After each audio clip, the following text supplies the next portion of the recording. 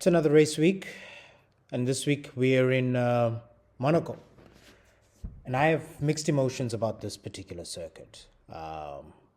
So much history, so prestigious. A flagship circuit, a flagship race week on the F1 calendar. But man, it can get really boring. But we'll see. Chats about a mandatory two-stop for this circuit. I haven't followed up to see where that conversation is. But let's pretend it's not happening. And let's have a look at what this track has to offer. And what teams will have to consider when they set up the car for this particular race week, following what was quite an exciting race last week. So yeah, let's go.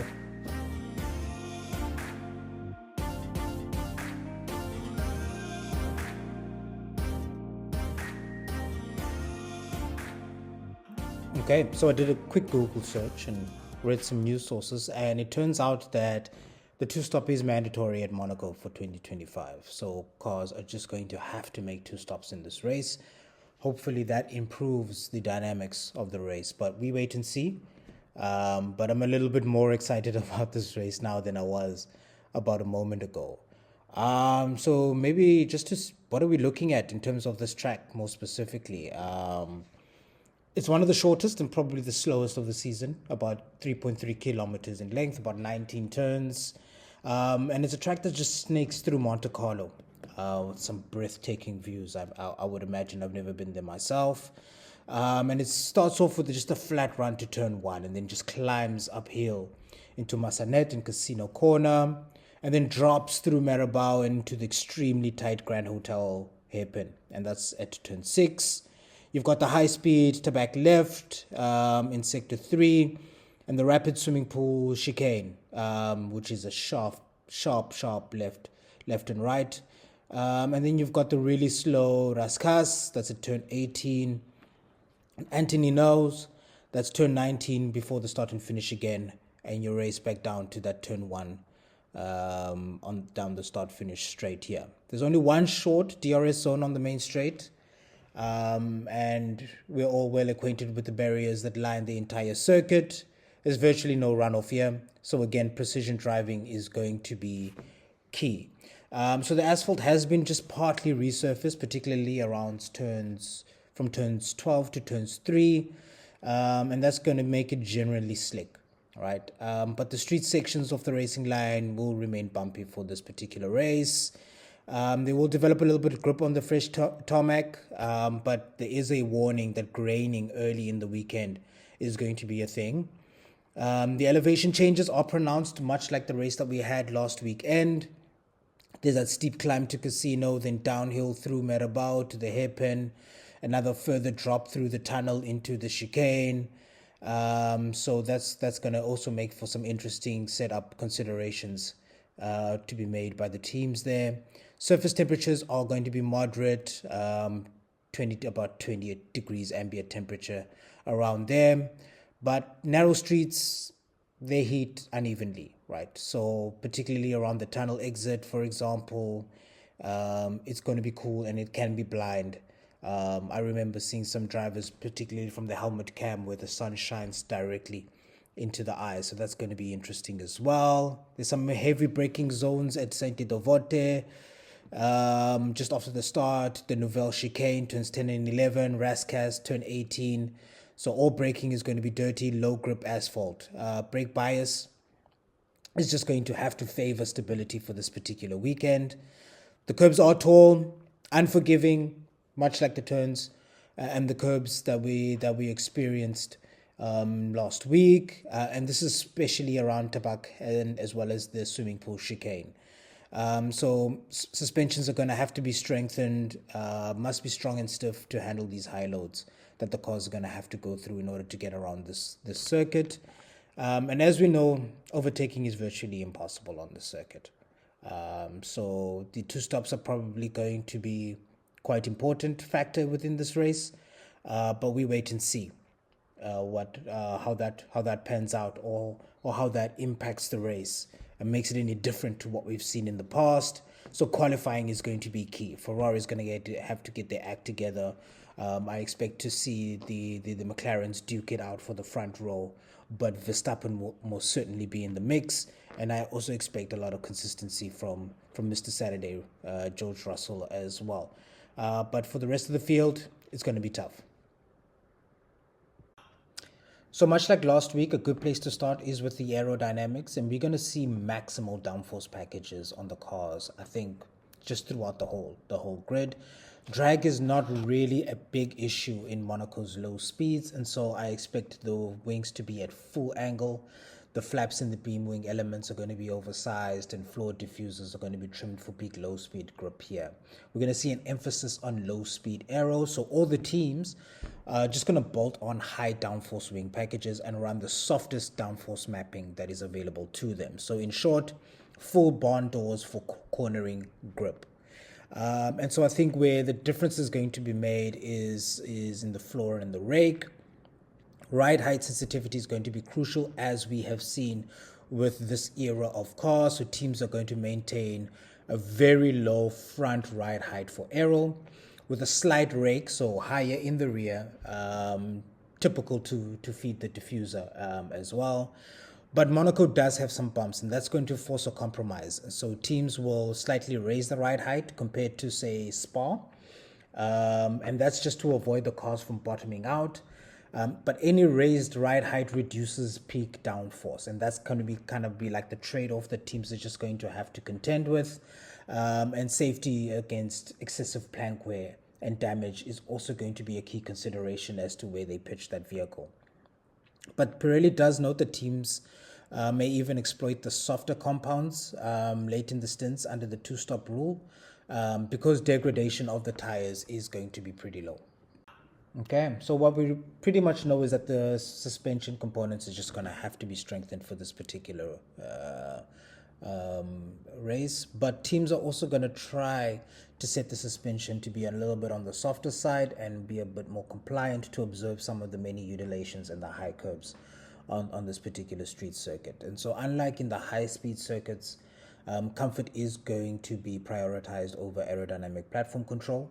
So what that means is that springs and dampers are tuned to prevent jitter and lift, and what that is just to minimize oscillation over the bumps. Some of the static compliance and softer anti-roll bars will help the car follow the more bumpier lines on the circuit as well.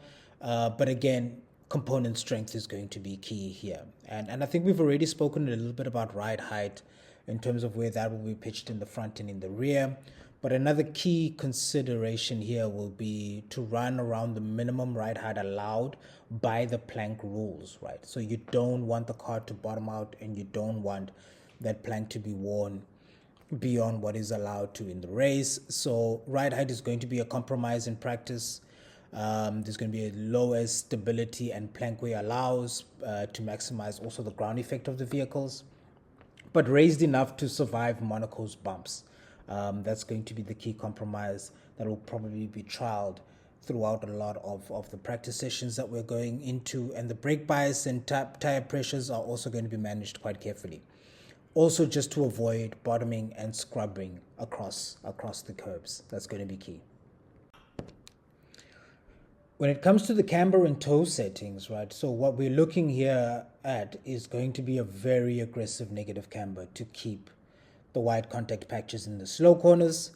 Modern F1 cars, I'm coming to appreciate, only run negative camber, right? So often near the tire supplier's limits, with the front carrying slightly more camber than the rear. And that's going to be the setup for most of these vehicles for this particular weekend. And what that helps with is that the outside tire facing squarely into the corners like Casino and Marabao, it improves just the mechanical grip on the slick asphalt.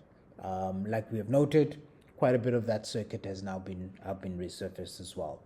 And also the fact that you're going to have pretty low tire wear on this particular circuit, teams can exploit a near max camber, which is about 2 to 3 degrees front and a bit less in the rear. And without worrying about the tires blistering as you go around the circuit. When it comes to the toe, typical toe course alignment, Slight toe out is going to be the alignment choice here on the front, and toe in on the rear.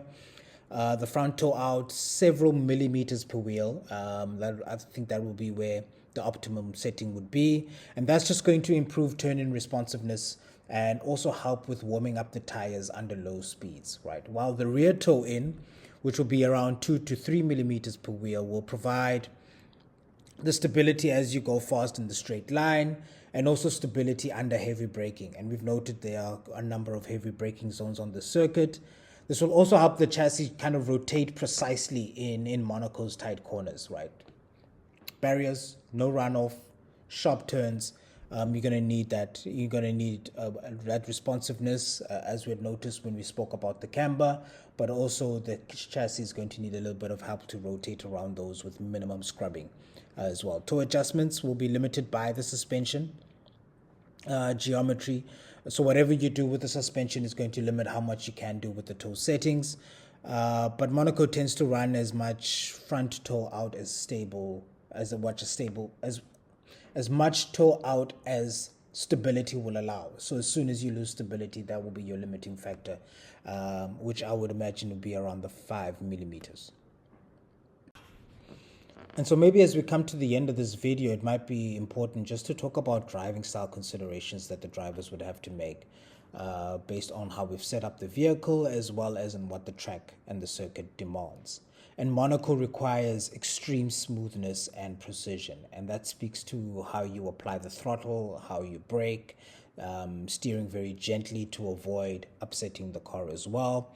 The tiniest of slips can induce a spin or wall contact, and we've seen that in past races as well as in past qualifying sessions, and how quickly it can be to lose control over the car. One driver had put it in an interview I saw a while ago that confidence is paramount here, is very important. It is everything. You have to trust the platform that the car is providing you. You have to trust yourself in order to get here get around here as quickly as you would like. So the car must provide a stable, predictable platform so the driver can focus 100% on the perfect lines in order to really maximize the performance of the car and the time. Sudden inputs or rough curb hits will inevitably result in a loss of time and quite potentially a lot of damage to the vehicle as well.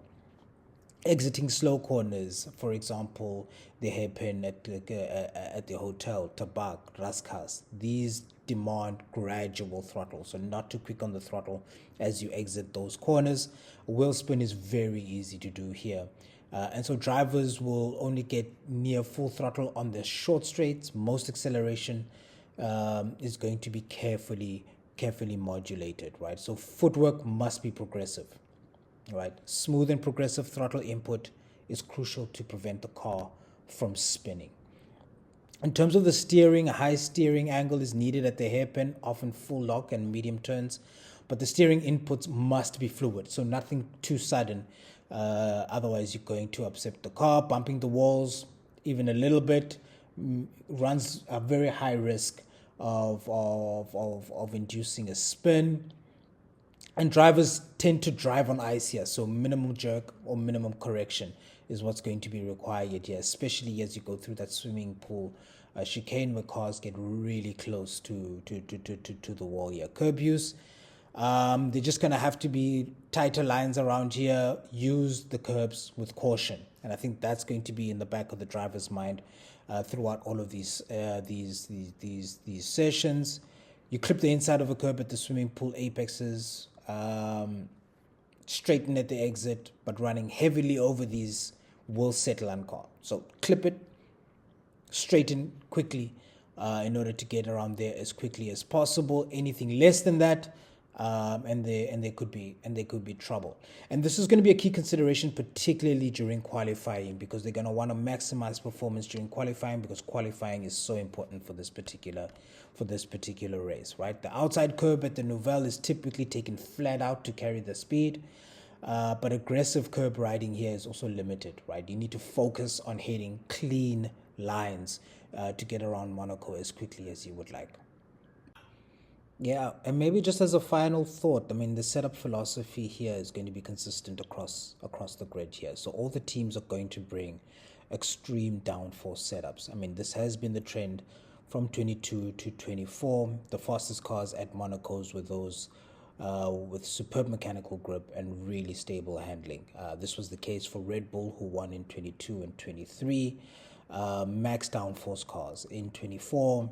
Ferrari just had superb traction and were really great on tire warm-up.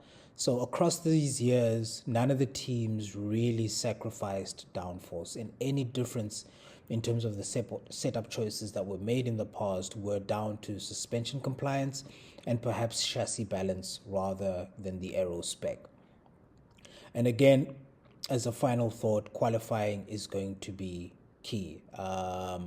So getting on pole is going to be important. Maybe the two-stop throws a bit of a spanner in the works in terms of what we've learned to expect from a Monaco race.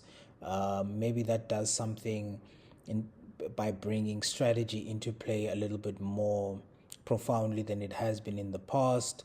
And maybe tire deck, even though this is a low deck circuit, but how those cars treat those tires in between those stints and the choices that are made in terms of tire choice per stint, maybe that brings a little bit of excitement, but it certainly does make for a more interesting Monaco weekend than what we've come to expect in the past. So yeah, looking forward to this one, looking forward to see what the new rule does for the race, looking forward to see what teams will bring to Monaco in terms of setup choices that they will make, as well as what strategies that they will deploy, knowing that they have to make two stops. Tire choice is going to be key.